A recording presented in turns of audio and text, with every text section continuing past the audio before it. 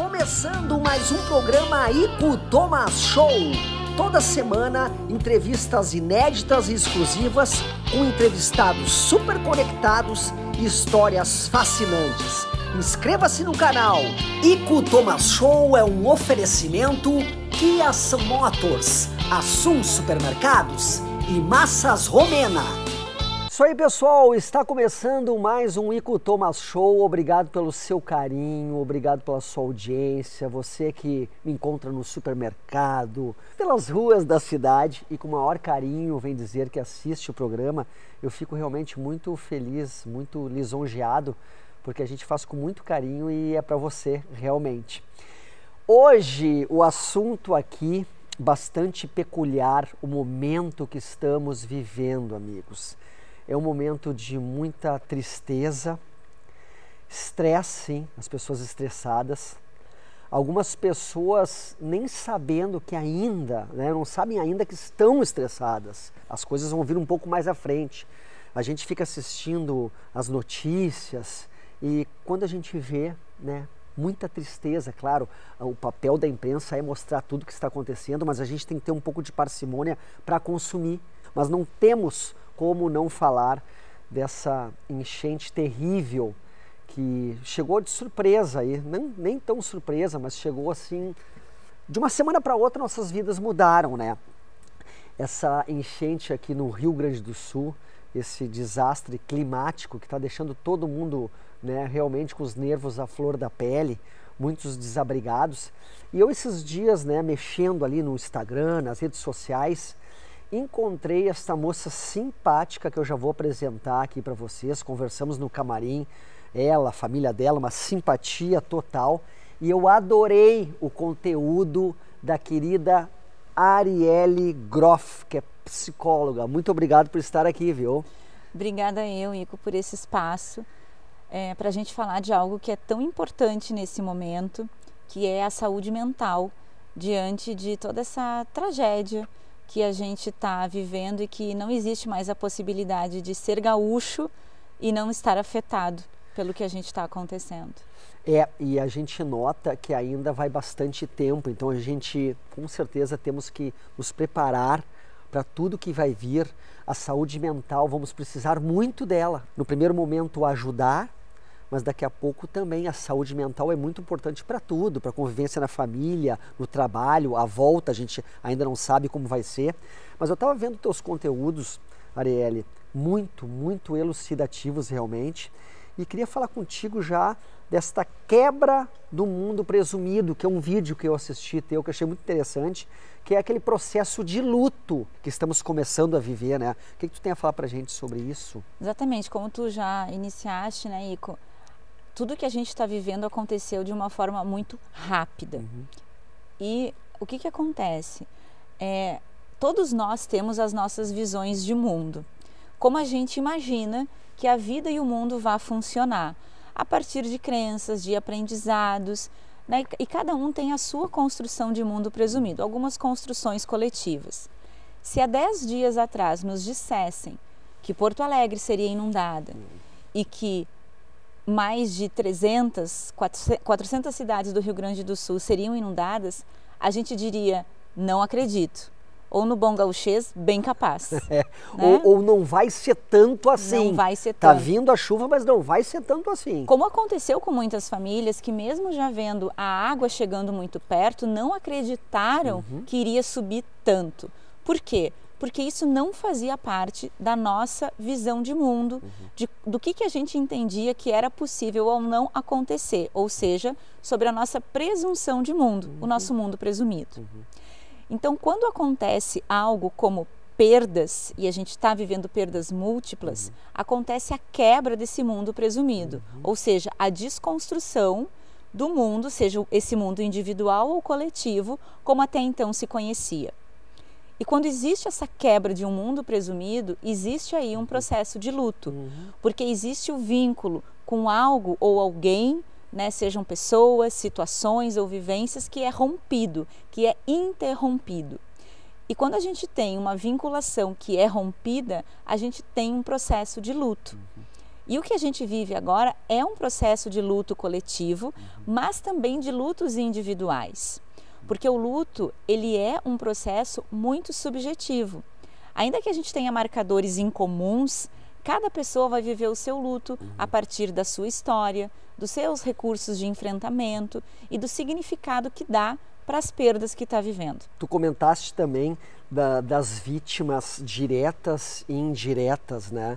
Tem pessoas que estão ali, claro, com certeza, com as casas alagadas, mas também tem o sofrimento das pessoas que estão indiretamente ligadas a essa catástrofe, né? Com certeza. Eu venho dizendo que não tem nesse momento como a gente ser gaúcho e não estar afetado por isso.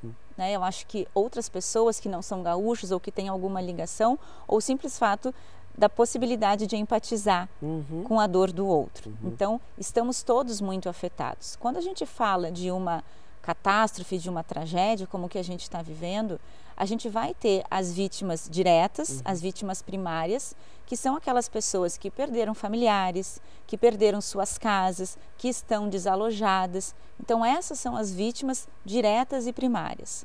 Mas a gente também tem todas as outras pessoas que estão tendo contato, ou porque sabem de histórias que chegam até elas, por familiares, por pessoas conhecidas, por amigos, colegas de trabalho que também foram afetadas, seja por quem está em casa, assistindo através de redes sociais, de notícias, consumindo conteúdos sobre tudo o que está acontecendo. Essas pessoas também são impactadas e com isso também podem estar muito mobilizadas. E além disso tem os voluntários. Acho que a gente precisa ter uma atenção muito especial a pessoas que também do dia para a noite mudaram suas rotinas, mudaram suas vidas e que estão o tempo todo em contato com histórias, com vivências, testemunhando situações que não estão acostumados, que não faz parte da sua vida, né? E isso nós de uma forma muito ampla também. A gente está consumindo notícias, tendo contato com histórias que a gente não está acostumado a ter na nossa rotina. E aí a gente tem que ter um cuidado do que isso pode gerar também, especialmente para quem está na linha de frente. Arielle, e tu tem ajudado muitas pessoas, claro, com teus vídeos. Ao longo do programa vai estar passando aqui, né, as redes sociais aqui da Arielle. Ao longo de todo o programa vocês podem procurá-la com certeza. Mas tu está ajudando muitas pessoas, claro, atendendo online também, com os teus vídeos, ou até com consultório. O que as pessoas estão mais te reclamando nesse momento? O que tu tem escutado assim, direto ali no consultório? Eu tenho mantido os atendimentos em consultório e também os atendimentos voluntários em 2 abrigos, né? Seja diretamente com as famílias e com os voluntários. E o que tem vindo do consultório, né, que são as pessoas que a gente pode entender que são as vítimas indiretas e que estão entrando em contato por outras formas, o que eu venho muito ouvindo ao longo dessas 2 semanas é o sentimento de culpa e de impotência. As pessoas estão muito angustiadas por quererem fazer mais do que já fizeram, mas de se verem impotentes, e muitas chegam no consultório quase que desconfortáveis de querer falar sobre outros assuntos ou ter outras queixas por achar que aquilo está invalidado e é muito pequeno perto de todo esse cenário coletivo do Rio Grande do Sul. Então, o trabalho no consultório tem sido muito de validar que dor a gente não hierarquiza, que não é porque a gente está conseguindo empatizar com essa dor da tragédia e essa dor coletiva que isso legitima as nossas dores pessoais. Porque ninguém chega zerado nesse momento, cada um chega com as suas histórias, com os seus conflitos, com a sua realidade. Então eu tenho trabalhado muito isso, que não são sentimentos que se excluem.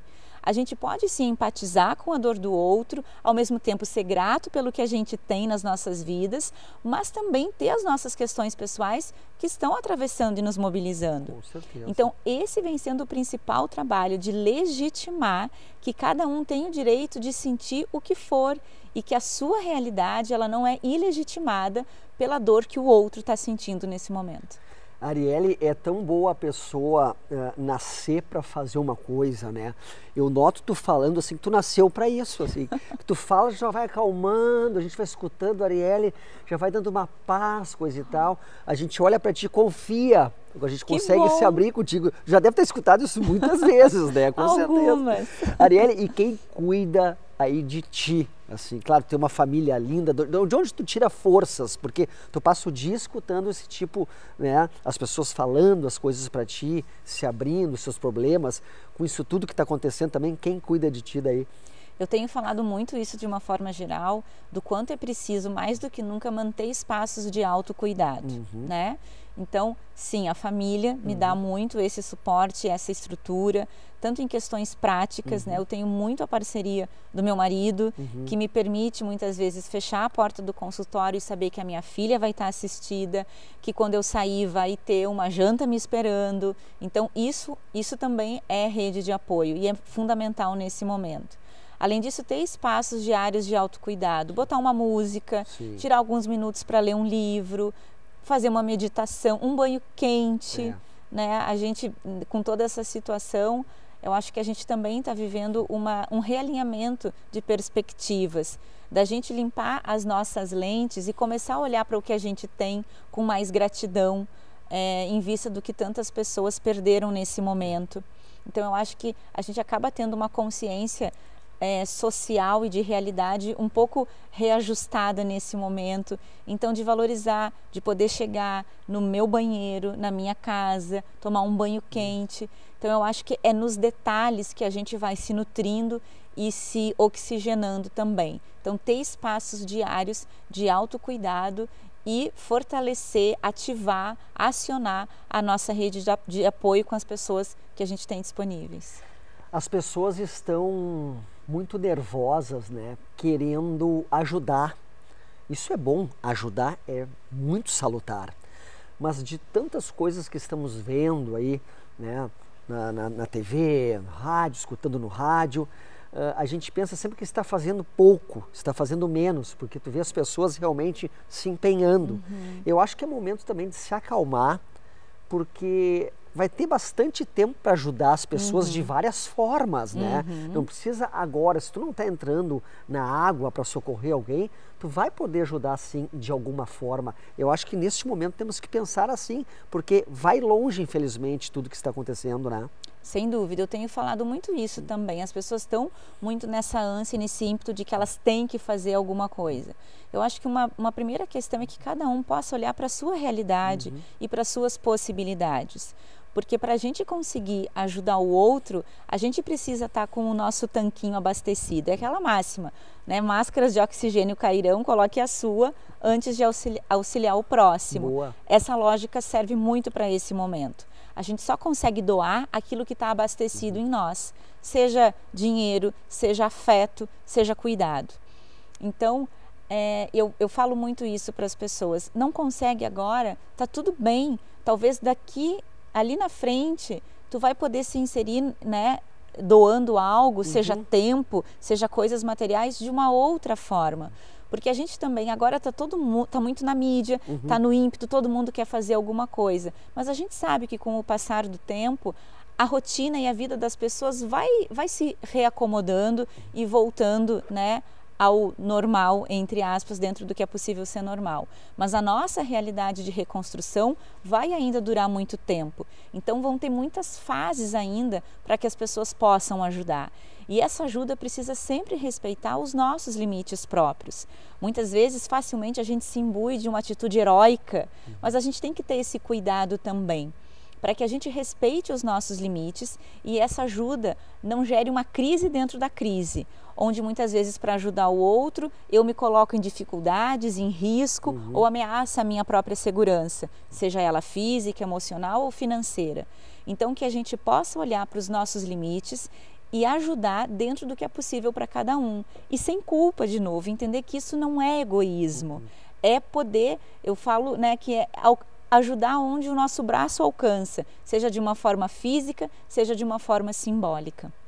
Eu vi um comentário teu também no teu Instagram, que muitas pessoas estão replicando, assim, que tu até comentou, não é uma corrida de 100 metros isso, não é rápido, né? É uma maratona, então se acalme, mais ou menos isso que tu comentou, né? Exatamente, a gente vai precisar usar de estratégias, né? Estratégias principalmente de saúde mental, para entender como que juntos a gente chega, né? Cruza essa linha de chegada, porque a gente sabe, e isso é um fator de angústia também, não saber quanto tempo. Por mais que a gente dissesse, vão ser tantos dias, por mais dias que fossem, ter um marco temporal nos reorganiza internamente e externamente. Mas a gente não tem esse marco temporal, a gente não sabe quanto tempo vai levar. E isso é um fator de angústia, que muitas pessoas têm relatado está sendo gatilho de reedição e revivência de sentimentos vividos na pandemia. Eu ia até falar sobre gatilhos emocionais e traumas também, né? Encaixa bem aí. Sim, muitas pessoas têm me relatado que estão tendo sentimentos muito semelhantes ao que se viveu na pandemia, que é justamente essa falta de perspectiva temporal, a perda do senso de segurança externo e interno, medo, a volta para trabalho home office do dia para a noite, crianças sem escola em casa, né, entre outras situações. Mas tudo isso levando a esses lugares de angústia, de ansiedade e que principalmente para quem está nessa linha de frente, né, a gente tem um termo que a gente usa que é a fadiga de compaixão ou fadiga de empatia. Que é justamente esse estresse gerado por estar constantemente, intensamente se colocando no lugar do outro. Então, e cada pessoa vai ter os seus gatilhos ativados. Porque daí, entrando no que tu falaste do trauma, o trauma ele não é definido pelo evento que acontece, mas sim pela vivência que cada um tem a partir do que aconteceu. Então, a gente não pode supor que o que está acontecendo vai ser um trauma para todo mundo. Algumas pessoas vão desenvolver uma traumatização, outras não. A gente vai ter um aumento, por exemplo, de transtornos de estresse pós-traumático? Provavelmente sim, mas nem todas as pessoas expostas ao que está acontecendo vão desenvolver trauma, porque o trauma ele é medido, né, interferido pela rapidez, pela intensidade, pela precocidade e pela falta de desamparo, pela falta de amparo com que aquela situação é vivida. Então, por exemplo, essa ajuda que as pessoas afetadas estão recebendo dos resgates, do abrigo, né, dos abrigos, dos cuidados que elas estão tendo, é fator protetivo para desenvolvimento de traumatização. Então, a gente tem que fazer essa diferenciação. O trauma ele não é definido pelo evento, mas sim como cada um vive, processa, interpreta e tem a possibilidade de encaminhar, né, de forma prática e emocional o que foi vivido.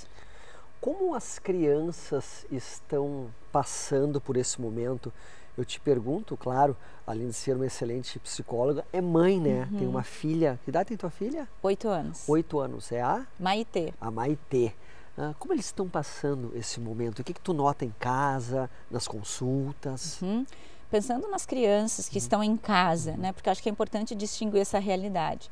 As crianças que estão em casa também, do dia para a noite, tiveram as suas rotinas alteradas. Foi a paralisação da escola, a perda da convivência com os amigos.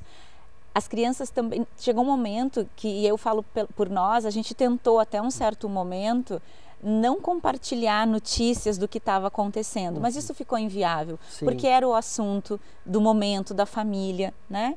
Então, as crianças estão tendo contato com notícias tristes, intensas, difíceis, está chegando nas conversas em casa, então elas estão ali o tempo todo captando, né, essas notícias, sentindo que muitas vezes a rotina da casa mudou, o humor dos adultos que cuidam dela está diferente, a paciência, o limite, a flexibilidade. Então, muitas vezes a criança vai captando no ar o que está acontecendo e vai juntando esses pontinhos de acordo com a capacidade de entendimento que cada idade propicia. E muitas vezes as crianças fazem uma montagem aí um pouco fantasiosa, distorcida, porque é o que elas conseguem dar conta naquele momento. Então é importante em algum momento a gente sentar com a criança e conversar de uma forma honesta, franca e dizer o que está acontecendo dentro de uma linguagem acessível para a criança, para com isso poder oferecer, né, para a criança um senso de segurança, tanto externo quanto interno e emocional também.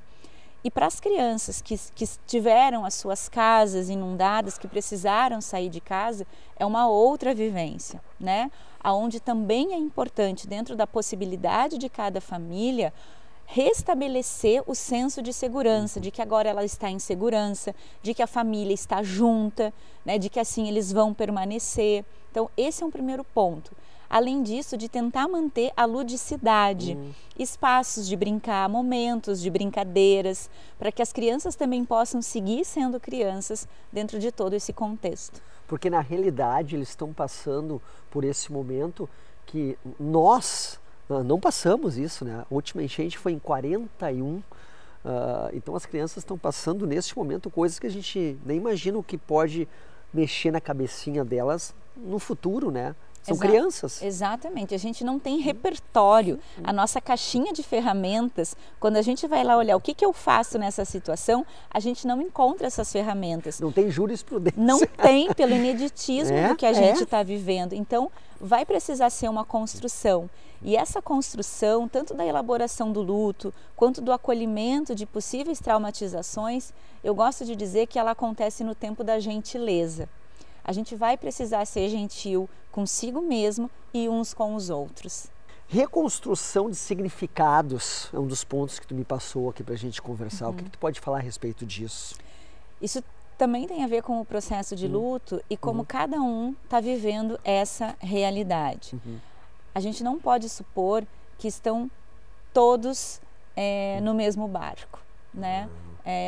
Porque não, cada um está vivendo isso de um jeito muito particular, porque de novo, ninguém chega zerado, né? As pessoas chegam com as suas histórias prévias, as pessoas chegam com as suas crenças, com as suas dores, com os seus recursos de enfrentamento também.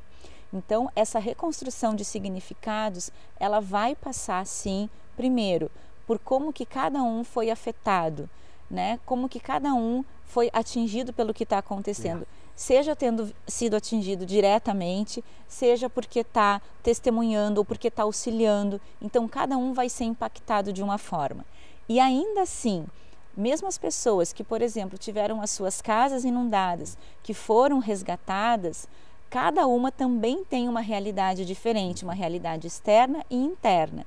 Então, essa reconstrução de perspectivas, de significados, ela passa pela individualidade de cada um. O que conta nisso? Recursos emocionais, rede de apoio, sejam de pessoas, sejam de recursos financeiros, sejam de estruturas materiais, seja dessa perspectiva, né, de trabalhos. Muitas pessoas perderam os seus trabalhos. Muitas pessoas, além das suas casas, perderam a sua fonte de renda. Então, são alguns desses fatores que vão influenciar em como que vai se dar essa reconstrução. De uma forma ampla, a gente vai precisar, como comunidade, como Estado, aprender a confiar na vida. Porque hoje, por exemplo, quando a gente escuta um barulho de chuva começando, talvez ele não traga mais a sensação de calma que nos trazia antes. Talvez traga medo, traga angústia, traga a dúvida, será que a minha casa vai sofrer de novo, vai ser inundada de novo? Então isso também passa por essa reconstrução de significados. E quando a gente vive um luto, às vezes a gente tem a idealização de voltar a ser como era antes, né? Que vai estar normal, entre aspas, ou bem, quando voltar a ser como era antes. Só que esse antes não existe mais. Porque antes, no nosso mundo presumido, quando chovia, não existia a possibilidade do nosso estado, da nossa cidade, da nossa casa inundar. Hoje existe.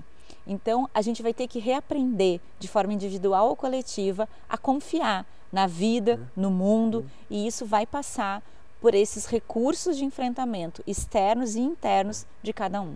Antigamente, quando a gente escutava barulho de chuva, dava assim aquele sentimento de ai, coisa boa, né, para dormir. E esses dias à noite, poucos dias, começou a chover de madrugada. Eu acordei preocupado, nervoso com tudo que está acontecendo, e eu gosto muito de orar, e fiz uma oração para as pessoas. Eu até imaginei, nossa, eu estou aqui na minha casa, seguro, deitado numa cama quentinha. Essas pessoas que estão na rua, que estão em abrigos, o que está acontecendo neste momento? Me deu uma tristeza profunda e não consegui mais dormir. Então todo mundo está passando por momentos bem delicados, né? Acho que a chuva, para ao menos nós gaúchos, nunca mais vai ser a mesma, né? Claro, para algumas pessoas. Exatamente, isso passa pelo simbolismo e significado que tem para cada um. E da gente, né, Ico, poder usar os nossos privilégios justamente nesse momento a favor do outro, porque a culpa nos paralisa. Nossa. Né? A culpa nos coloca num estado de paralisação, e o que a gente precisa nesse momento é justamente de se ver proativo, de novo, dentro das possibilidades de cada um. Então que a gente possa acolher a gratidão de estar na nossa cama quentinha com a empatia pelo outro. E se isso me mobiliza, o que está ao meu alcance fazer com esse sentimento? Então, acho que essa é a questão, não excluir, porque a gente vem de forma muito ampla de uma educação onde a gente não aprende esse letramento emocional, onde a gente entende que emoções se excluem, mas a gente precisa entender que elas não se excluem. A gente pode estar grato e empático com o outro ao mesmo tempo, e acolher as nossas dores sem deixar de ter compaixão pela dor do outro. O que tu acha que vem pela frente aí? Com saúde mental, um estrago realmente grande, ou vamos passar de forma mais tranquila por isso? Acho que não tem como, né? Acho que não tem como. De uma forma coletiva, eu acho que a gente vai ter, especialmente aqui no Rio Grande do Sul, como eu falei antes, alguns quadros, por exemplo, de transtorno de estresse pós-traumático, potencialização de ansiedades, de depressão, porque a gente tem que entender que as pessoas já chegam com seus históricos pessoais.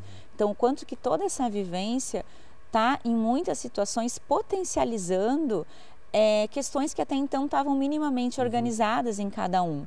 Então, o quanto que toda essa vivência vai poder, como eu digo, tirar a sujeirinha embaixo do tapete, né? Questões que a gente conseguia organizar, manter estáveis, tudo que a gente está vivendo está tirando essa sujeira debaixo do tapete e trazendo à tona. Então eu acho sim que em termos de saúde pública, coletiva e mental, a gente vai ter um aumento de alguns diagnósticos, como esses 3 que eu falei. Mas eu acho que a gente precisa criar a cultura a partir disso da prevenção. Né, de que a gente precisa sim falar sobre saúde mental, e essa é uma questão que eu venho falando muito.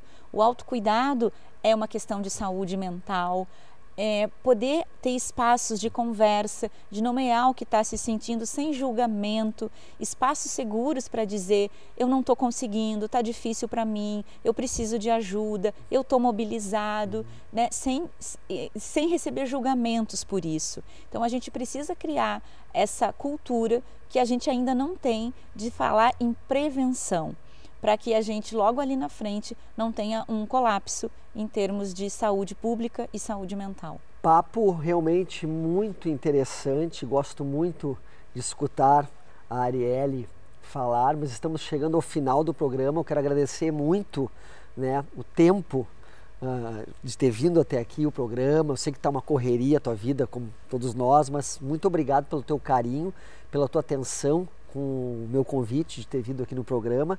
E sucesso para nós todos, e força, e um abraço para a tua família, certo? Muito obrigado. Obrigada, Ico. Obrigada eu pelo espaço de poder a gente conversar um pouquinho sobre esse assunto que é tão necessário, e de poder talvez, né, levar algumas pessoas que possam se identificar com o que a gente conversou aqui, que tenham os seus sentimentos nomeados, legitimados, e que se deem a permissão de sentir o que é possível sentir nesse momento. Muito obrigado, pessoal. Essa foi a Arielle Groff, que é psicóloga e faz um trabalho muito legal e muito importante aqui no nosso estado. Voltamos na semana que vem. Se cuidem, fiquem bem e até mais.